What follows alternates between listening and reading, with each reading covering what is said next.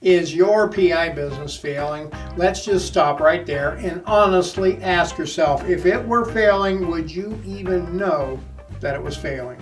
Over the years, I have seen many a PI come and many a PI go, and honestly, most of those who failed were due to poor startup planning.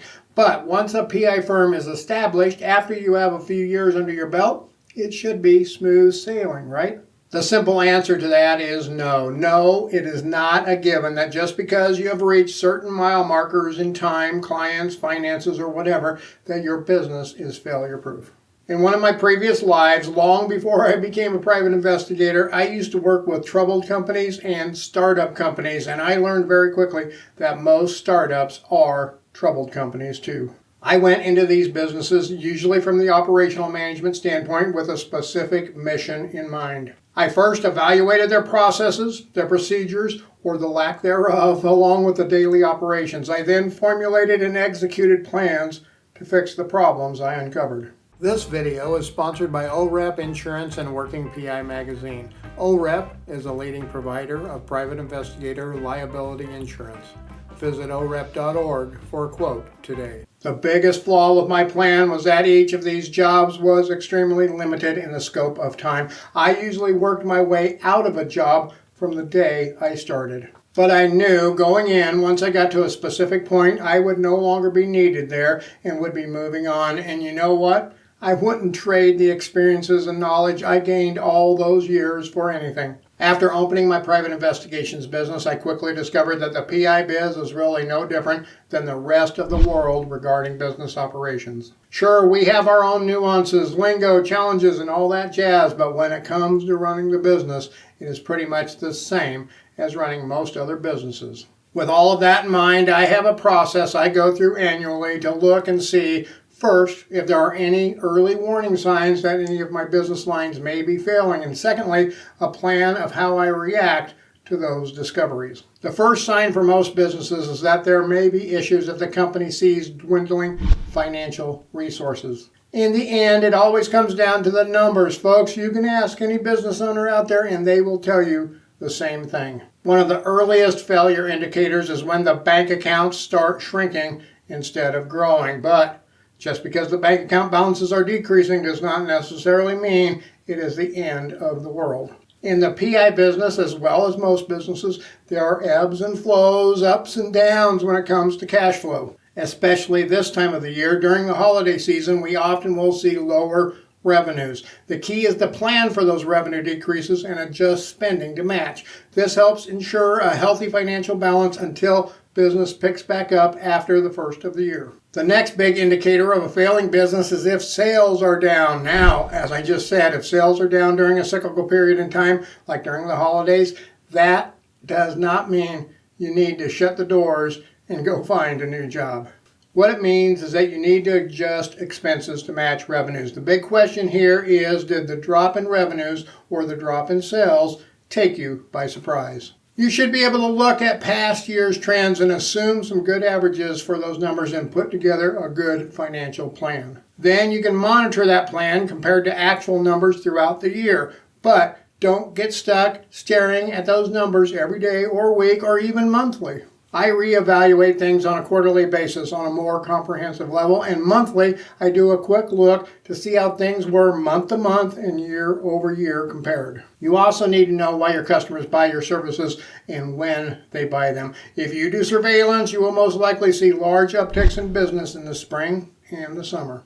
Legal investigations often slow down a lot during the holidays because the court system slows down these times of the year too. If you are running AR, accounts receivable, in other words, invoicing clients instead of working on retainer only, then you need to keep a close eye on those receivables.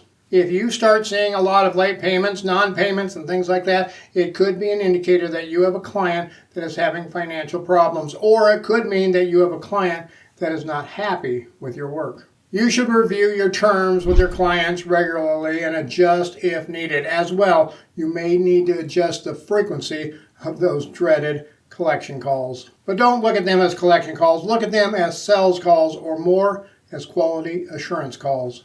Hello, Mr. Customer. This is John. I was just calling to see how everything was going and to make sure we are providing the the world-class service you so deserve. This can lead to some good back and forth discussions and give you insight into what, if any, problems may be occurring. But the biggest solution, in my humble opinion, to accounts receivable issues is to simply sell and work on retainer only. I always get a lot of pushback from PIs saying attorneys don't pay retainers, insurance companies don't pay retainers. People are brainwashed into paying for services only after the job is done, and the list goes on and on. Well, I am here to tell you, I get retainers from insurance companies, private clients, and attorneys every day. In fact, we just closed out a huge fraud case for an attorney with a hefty retainer, I might add, and when I first brought it up to the attorney, he stated he would expect nothing less than to pay a retainer in full up front. The attorney is getting retainers up front. The general public is very accustomed to paying for legal fees up front, and well, our business success should not be based on the outcome of the investigation. If you are doing bulk work for an insurance company, you will have to work within their guidelines, but then you can set up your invoicing to match their contractual agreement, and those clients are usually a lot more reliable when paying those invoices on time. A bigger indicator that you may be on the road to failure in your PI business is if you are behind on payments. If you are getting behind, it is most likely a domino effect brought on because of bad receivables, low sales, and low account balances. The best thing you can do is to work out terms with those you owe money and then make good on those payments. The success of this, of course, will be based on how well you can manage the other challenges in your business. Remember, paying interest is expensive, so if you have to borrow money, make sure you have the margin to cover the interest and pay back the debt. Nothing is worse than making interest-only payments. You may need to take a serious look at your fees and consider raising rates to help cover costs. Your expenses will still be coming in every single month. Another sign your business may be failing is if you are seeing an increase in customer complaints.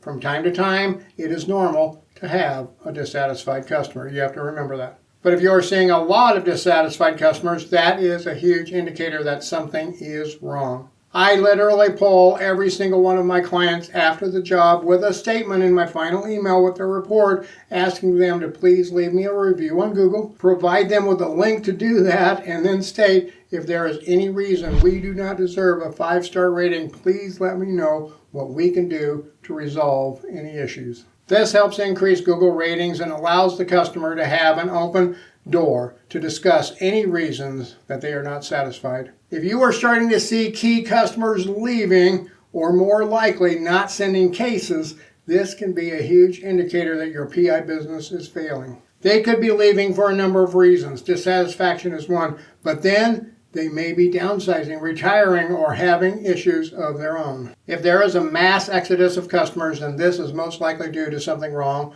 on your end. Now is the time to make those calls. See what is on their mind. They may say nothing is wrong because they have already decided to move on and use someone else. But they may have an open conversation with you about the issues or at least give you an indication of whether you will be getting future work from them. Is your business starting to have one problem after another after another? If you are starting to feel like you just can't catch up, can't catch a break, like there is no end in sight to the problems, then there is a serious problem at the operational level of your business. Sure, every business has its ups and downs, and private investigators are no different. It is inevitable that issues will occur from time to time. Your plan should be to keep things running as smoothly and efficiently as possible. When you run into nonstop problems, it just clogs the wheels and stops productivity altogether. The number one killer for most PI businesses is the lack of passion about the business. As sad as it is, sometimes people simply fall out of love with their PI business.